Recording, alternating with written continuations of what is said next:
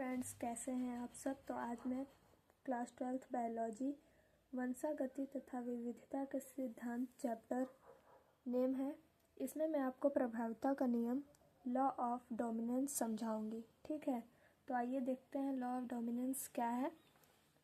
प्रभाविता का नियम इसे मेंडल ने दिया था और ये एक संकरण क्रॉस मोनोहाइब्रिड क्रॉस पर आधारित नियम है।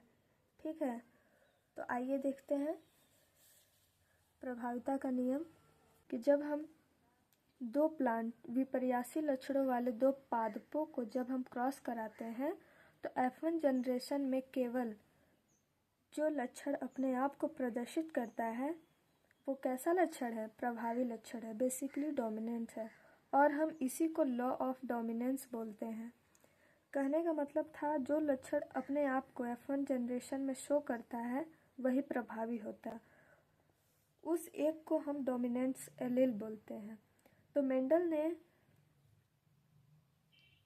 Law of dominance F1 generation के बेसिस पर दिया था। तो जैसे इसमें कहने का मतलब है कि जब हम दो विपर्यासी पौधे को लेते हैं और जब इसमें क्रॉस करवाते हैं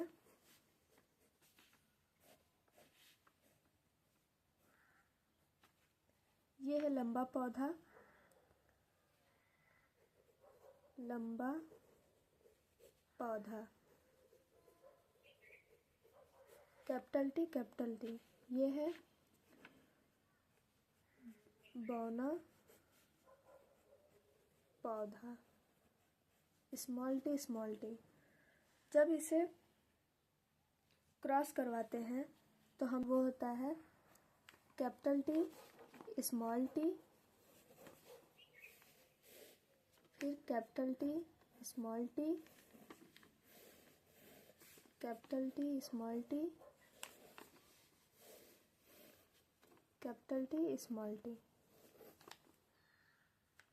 तो F1 जनरेशन में हमें दिखा कि जब हम लंबा पौधा और बौने पौधे को क्रॉस करवाएं वो capital T small T, capital T small T, capital T small T, और यहाँ भी कैपिटल टी स्मॉल टी, यानी हमें केवल लंबे पौधे ही प्राप्त होते हैं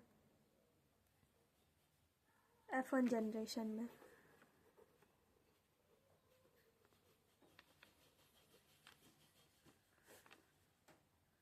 तो यही मेंडल ने कहा था कि प्रभावी लक्षण ही अपने आप को शो करते हैं, यानी कैपिटल टी क्या है? प्रभावी लक्षण है, और स्मॉल टी क्या है? अप्रभावी है। तो हमें F1 जनरेशन में क्या मिला? केवल लंबे पौधे ही हमें मिले।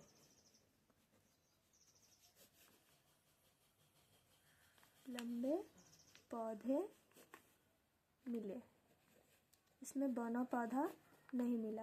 यानी वही यहाँ पे लिखा है कि लक्षणों का निर्धारण कारक नामक विविक्त इकाइयों द्वारा होता है। मेंडल ने कहा कि लक्षणों का निर्धारण कौन करता है? जीन। जिस टाइम मेंडल ने ये नियम दिया था उन्हें जीन नाम का कोई पता नहीं था, उन्हें जीन को क्या कहते थे? कारक बोलते थे। तो वही उन्होंने कहा है कि लक्षणों का निर्धारण कारक नामक विविक्त इकाइयों द्वारा होते हैं और कारक जोड़ों में होते हैं। हमेशा दो एलील्स डीएनए पे रहते हैं, क्रोमोसोम पे। ठीक है, कभी भी सिंगल नहीं होते हैं, हमेशा जोड़ों में होते हैं। तो वही उन्होंने कहा कि कारक जोड़ों में होते हैं। यदि कारक जोड़ों के दो सदस्य असमान हो तो इनमें एक कारक दूसरे कारक पर प्रभावी हो जाता है। मतलब प्रभावी लक्षण अप्रभावी लक्षण को ढक देता है, अर्थात एक प्रभावी और दूसरा अप्रभावी होता है। जो प्रभावी कारक होता है वो अपने आप को प्रदर्शित करता है, अप्रभावी छुप जाता है, और जो प्रभावी होता है वो अप्रभावी को ढक देता है। और प्रभाविता का नियम मेंडल ने F1 जनरेशन के बेसिस पे दिया था। ठीक है, यहाँ से क्वेश्चन भी आप लोगों का बन सकता है। एक इम्पॉर्टेंट पॉइंट है कि प्रभाविता का नियम प्रभाविता का नियम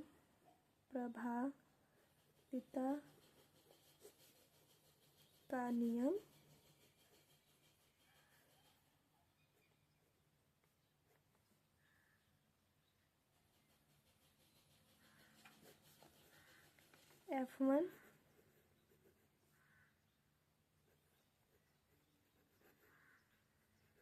जनरेशन पर आधारित नियम है।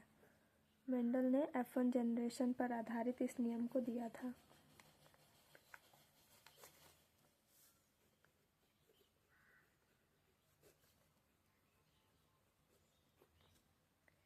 ठीक है फ्रेंड्स, तो आपको समझ आ गया होगा, बहुत ही सिंपल है। Okay, thank you.